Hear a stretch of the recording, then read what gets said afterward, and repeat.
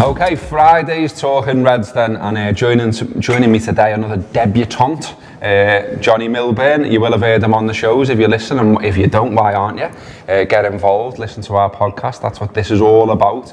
That you like these videos, and then you go away and you listen to our podcast, and you listen to the free ones, you listen to the radio show, and then you go, do you know what? These boys are all right. I'm going to subscribe. That's the idea. So get involved. But yeah, all the talk then, John, is the big match this weekend. Spurs, huge one at Anfield. Huge in terms of obviously the league table right now, the ambitions of both clubs, the general situation as well. I mean, you know, every season now it seems that, you know, only 4 out of 6 can be a success, if you like, at the top.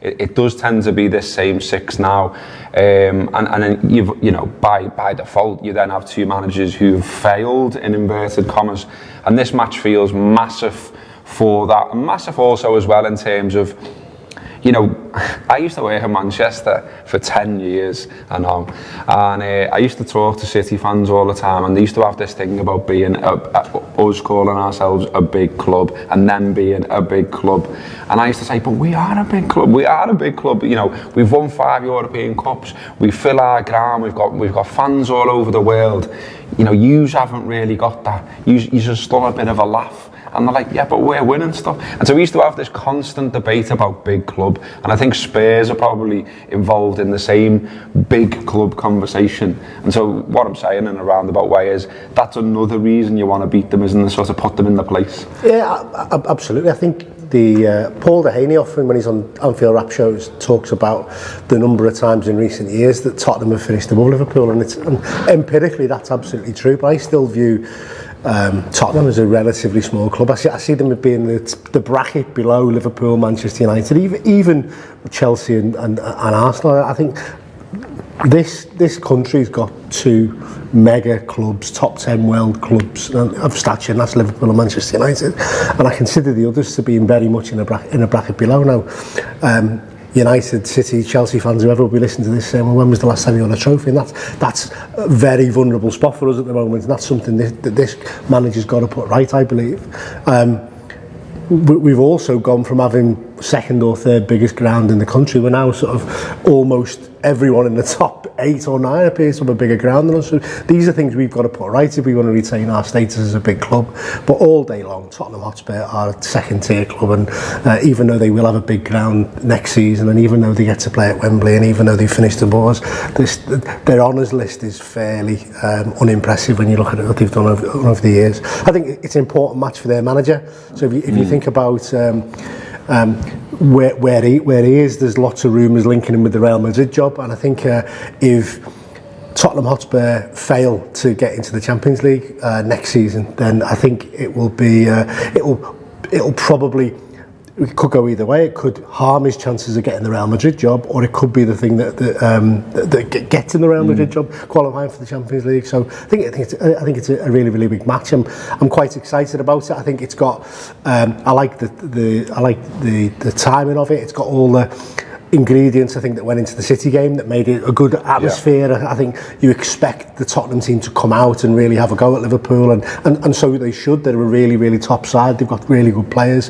They'll be buoyant from beating the Manx in the week, and they've had a bit of weird form, haven't they? I think they beat Swansea, but they've had a few draws, and they drew at West Ham. I think they're in a bit of a strange form, but I think they'll fancy the chances at Anfield, although their recent record at Anfield's been not great. So I'm really, really looking forward to it, and I think the ground will be bouncing. I think the weather forecast means it's going to be a nice, bright, gorgeous day like it is today, and I'm really, really excited about it. And I'm quite confident. That Liverpool, it'll be an open game, and the type of game where we thrive, and the type of game where we will where we'll come out on top. And I'm in my mind, I'm envisaging it being more than a single goal in it. I think it'll be an open, expansive game, but I'm hoping Liverpool can really make a statement and put them to the sword by 2 or 3. Yeah, I mean, in terms of how we discussed the 2 clubs, I mean, in the last 5 years they've finished above us 4 times, which just feels wrong. But I thought I'd take a look to see what that was. And yeah, last season we got quite excited about finishing 4th. They finished 2nd. Season before we were 8th, they were 3rd. Season before 6th, they were 5th. The season we finished 2nd is the one we finished above them. They finished 6th that season. And then 2012, 2013, we were 7th, they were 5th. And as you said, Johnny, next season they will have a bigger ground, and as the new White Hart Lane will be 62,000 capacity.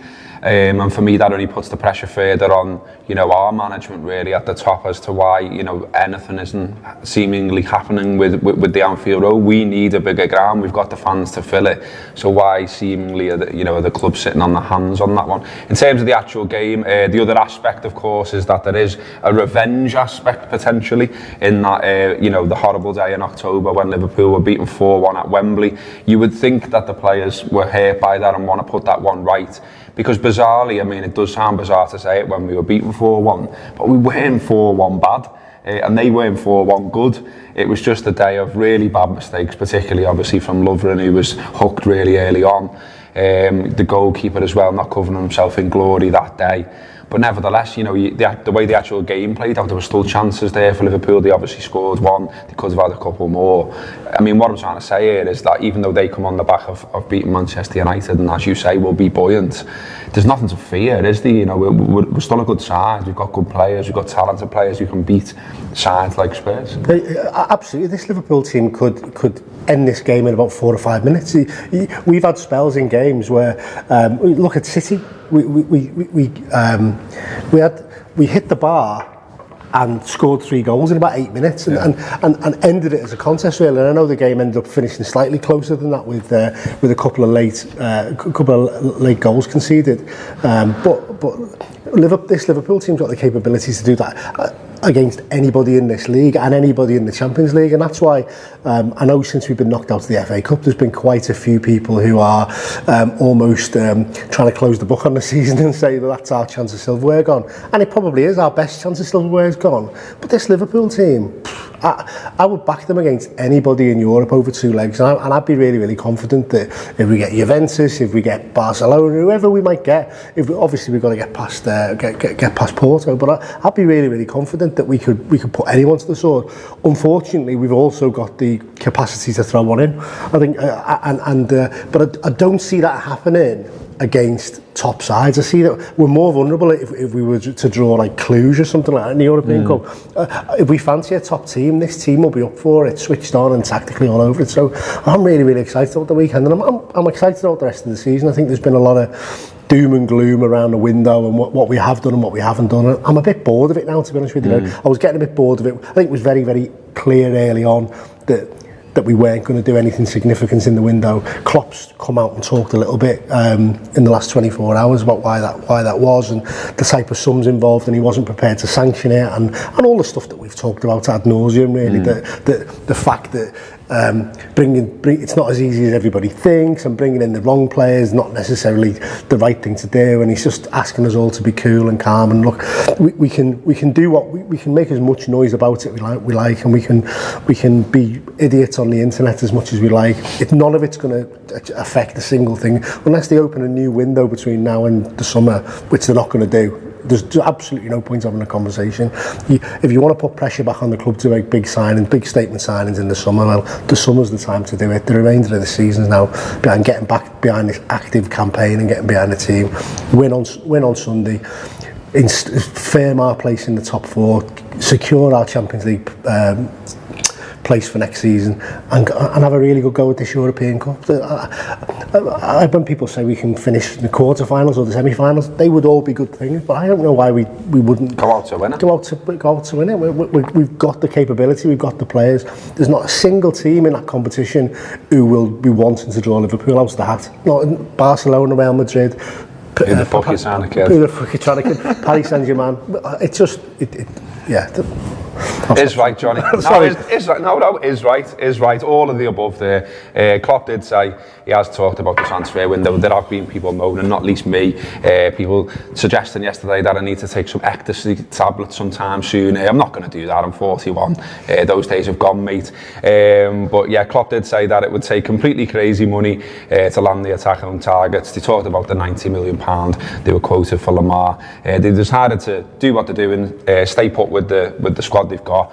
So as Johnny says, we'll have to get behind them and get involved, get down there at Anfield on Sunday, make it rocking, make it like it was for City, and let's beat the bastards. We'll be back in a minute with the papers. Today's papers then, plenty of stories that I just simply don't want to get into. It's Friday, trying to be upbeat, trying to have a bit of a laugh, trying to look forward to the weekend, and sex scandals and clubs having a go at each other and racism and stuff like that. Big problems in society, I accept it. I'm not sure we can solve them on Talking Reds. Read into that what you will. Don't know, we've got 10 minutes. What we are going to do instead then is some of the headlines today, quite a few of them focus on Riyad Mahrez, AWOL stars, drug test fear, says the Mirror there, and that is because clubs do have a duty to say to FA drug testers where players are, and Leicester right now do not know where Riyad Mahrez is. He's been missing. This will be the 4th day he's gone missing for. He's got a cob on that the club didn't sell him to Manchester City for £65 million. Instead, they asked for around 80, 90 million, depending on what reports you believe. His friends are releasing statements to Sky Sports and the like, saying he's depressed. He has gone missing. In another one of the papers, The Times, it says there that Leicester players are unhappy with the club's plans to try to reintegrate Mahrez into the squad after he missed training again yesterday and stayed away from the team. He's facing a potential £200,000 fine, although on Sky last night I was watching it and they were saying they didn't think that was likely because, as the report suggests, they are going to try and reintegrate him. They want to use him. He is a talented player. The problem here is, and I just wondered whether there's something in, maybe some of the views some of us had about the Coutinho situation.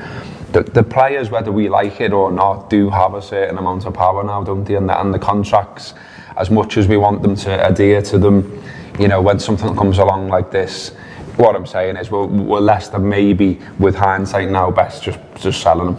Because now they've got this big problem on the hands of teams, and it's upsetting the rest of the players. They don't know where the player is. What do you do? Yeah, I don't think that Leicester should be criticised for this part of the situation. They've got a player under contract who they didn't want to sell, and if they were going to sell him, they wanted to sell him for a princely sum, which they're more than entitled to do. Mahrez's behaviour going AWOL, I don't think you can legislate for that. I don't think you can predict that's what would have happened. I'd like to think that wouldn't have happened with Coutinho, to be honest with you. I think the difference between Mahrez and Coutinho is probably that Coutinho has got a World Cup to play for, but I don't believe Mahrez does.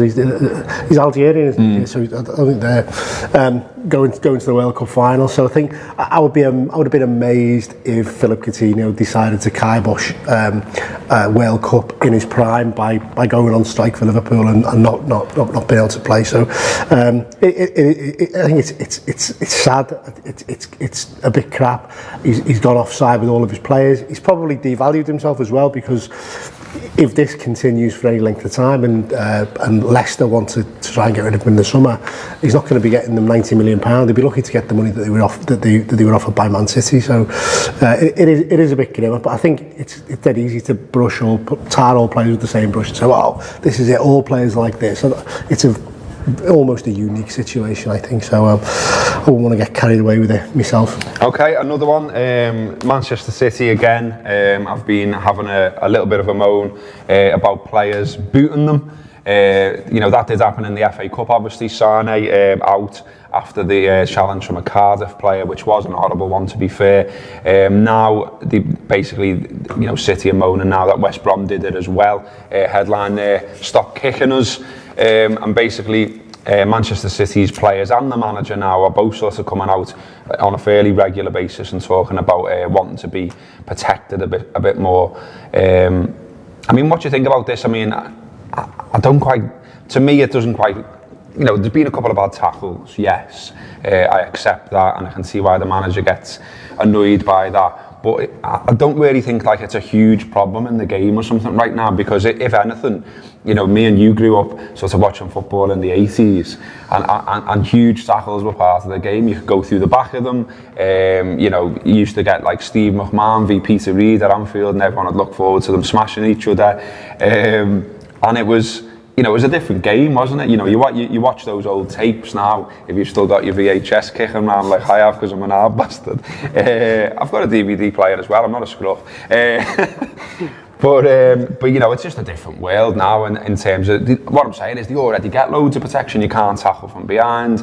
It seems that, you know, you used to have a thing, didn't you, where it'd be like, you'd get away with one, you could go and absolutely clatter a winger, and then you could go to the ref, first one. But now, you know, they all seem to go into the book quite quickly. So, is there a need for more protection? Welcome to football of yesteryear with your da and your da. Not well. Can you make that bit black and white? little dots and freckles. Sorry. Do you know what? We've all played football to different standards, and I know as I've got older and a little bit heavier and a little bit slower, fast lads go past you, and sometimes the only thing you can do is give them a bit of a little kick, and that's what Man City. This is what comes with being a fantastic team: the speed, the pace they've got. Some of their opponents are not going to be able to live with them, and sometimes these are the things that people resort to. And I agree. Endangering players, the Leroy Sané tackle was outrageous, and I think they need protection. But City aren't a special case. All players need some degree of protection. So I think it's another. It's another example where I think every club thinks the world's against them, and Man City currently running away however many points there, 16, 17 points clear at the top of the league, and they've got to have something to say, haven't they? I mean, the thing there, I was just having a look to see what it is that actually kind of, you know, aside from just moaning about it, that it says City want action to be taken and discuss several options. They include a meeting between the club's director of football and referees chief, and lobbying the FA for a change in the rules. What they're saying is that maybe the FA should consider retrospective punishment, because as it stands, is that if the match officials have seen something and they've dished out some kind of punishment and maybe didn't think it was as bad, but then on telly it looks a lot worse, what City are saying is maybe when you clocked that it was worse, when you clocked that studs were raised or that he was going for the leg and not the ball, that maybe there's a retrospective punishment to help crack down on that. I would completely agree with that. I think the number of times when you've seen a really, really bad one, and because the referee's given a foul and it's maybe not even given a yellow card, there's nothing that can be done about it. I think the difficulty you've got, obviously, there's a live game happening. If he's done that red card tackle in the first 5 minutes of a game and he hasn't been sent, a retrospective punishment doesn't really help you in that game, and arguably it helps your rivals, because if it's a league game, I know this was in the cup, but if it's a league game, you're then weakening the opposition against your rivals. Yeah, you can't go and do them. So yeah, exactly. You can't go back and replay the game or get that 85 minutes of against 10 men that you arguably you might have been deserved. Like, so I think it's a good idea, but I don't think we're living in a perfect world, and with all the VAR chat and all that, we're trying to make an imperfect sport arguably perfect, which it's never going to be, is no, it involves humans, so it's never going to be. We've been saying that over and over when we've been talking about this. Okay, on the Anfield app today, a few shows due out. We've been plugging all week the moments in time from when Kenny Dalglish resigned. That's been going down really well, getting some really good feedback. Jamie Carragher's been tweeting about it, various other people as well, journalists, etc. So good to see it getting a bit of traction. It is free as well, so if you like the Anfield app, you like what we do and you want to help us spread the word, that's maybe a good one to send on to friends and family and say, give this a listen, these lads are churning out some good stuff, give it a go. So that's there. If you haven't had a go at that, have a listen to that.